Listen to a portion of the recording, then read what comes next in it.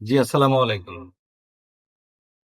আমরা জানতে পেরেছি নবগঠিত গাজীপুর ৬ আসন থেকে বাংলাদেশ জামাত ইসলামের পক্ষ থেকে আপনাকে মনোনয়ন দেয়া হচ্ছে।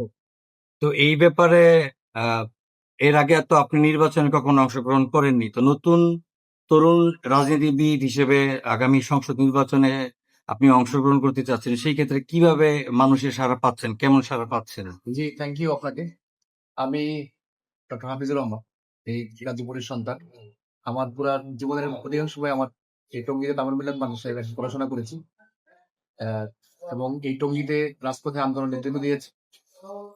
আজকে ফেস্টিভ্যাল যে আন্দোলন হয়েছে, এই আন্দোলনে আমরা অসংখ্য মিছিল এই টঙ্গীতে করেছি, মিটিং করেছি, সমাবেশ করেছি। সেই আন্দোলন সংগ্রামে নেতৃত্ব দিয়েছি এবং গত বছর আমাদের জুলাই যে বিপ্লব হলো, এই বিপ্লবে আমাদের অসংখ্য যুবকরা তাদের রক্ত দিয়েছে এবং আমাদের অসংখ্য গাজীরা যারা এখনো বেঁচে আছে জীবনের অনেক কিছু হারিয়ে এর বিনিময়ে আমরা নতুন বাংলাদেশ পেয়েছি।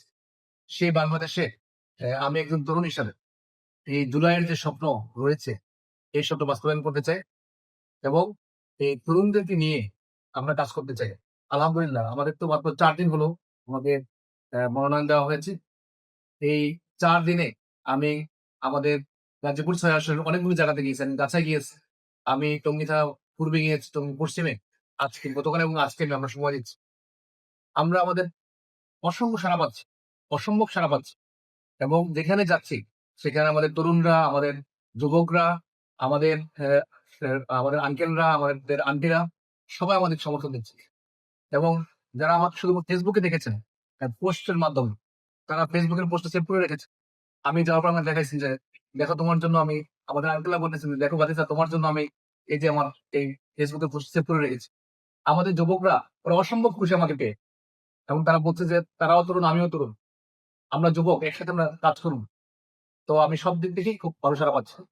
আচ্ছা।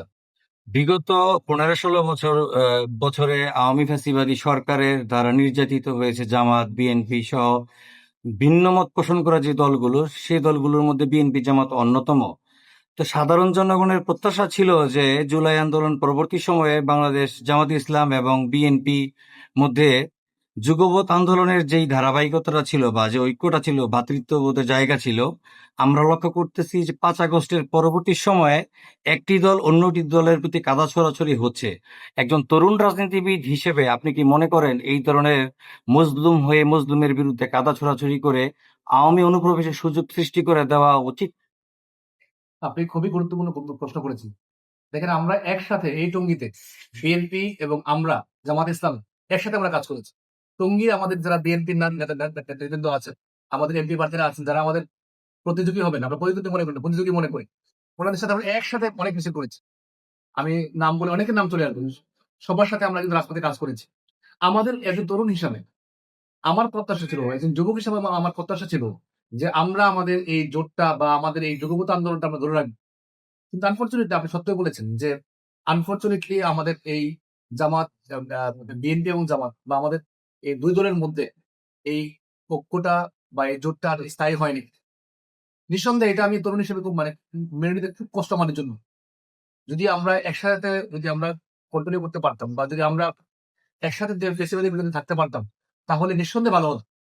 যেহেতু রাজনৈতিক ময়দান এবং আজকে এখানে ফেস্টিভ্যাল অনুপস্থিত। আমার কাছে মনে হয় একদিক থেকে আবার এটা আরেকটা গুরুত্বপূর্ণ দিকও আছে যে ফেসিবাদ প্রশ্নে বিএনপি এবং জামাত, বিশেষ করে জামাত ইসলামের পক্ষ থেকে বলব, ফেসিবাদের প্রশ্নে আমরা সবার সাথে যেকোনো সময় আমরা একসাথে কাজ করতে রাজি আছি বা আমরা একসাথে কাজ করব।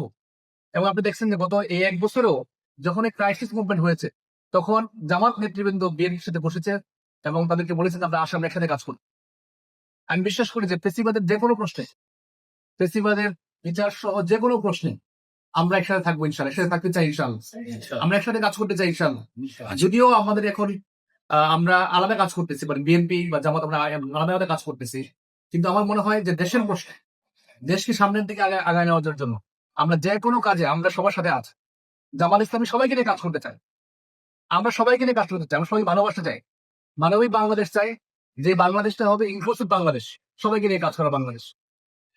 ধন্যবাদ। বিগত সময়ে আমরা দেখেছি যে জামাত ইসলামের অনেক আলেম, ওলামা এবং ছাত্র শিবির সহ অসংখ্য নেতাকর্মীকে অন্যায়ভাবে বিচার বহির্ভূতভাবে ফাঁসিতে ঝুলিয়ে হত্যা করা হয়েছে বা বিচার বহির্ভূতভাবে হত্যা করা হয়েছে, পঙ্গু করা হয়েছে। কিন্তু 5 আগস্ট পরবর্তী সময়ে আপনি জানবেন টঙ্গী কলেজে সহ এবং কয়েকটি স্কুল সহ প্রায় 4 জন ছাত্র নিহত হয়েছে। সেই ক্ষেত্রে বাংলাদেশ জামাত ইসলাম বা বিএনপি কোন দলের পক্ষ থেকেই এই হত্যাকাণ্ডের বিরুদ্ধে বা ব্যাপারে কোনো ধরনের মামলার পদক্ষেপ নেওয়া হয়নি। এই মামলাগুলো নেওয়া হয়নি। এই ব্যাপারে আপনার মতামত কি? জি, আহ, এটা আমি খবর নিব। খবর নিয়ে যদি আমাদের এখান থেকে কোনো করণীয় থাকে, তাহলে এটা নিঃসন্দেহে আমি এটা ব্যবস্থা করবো, ইনশাআল্লাহ। জি। ধন্যবাদ আপনাকে।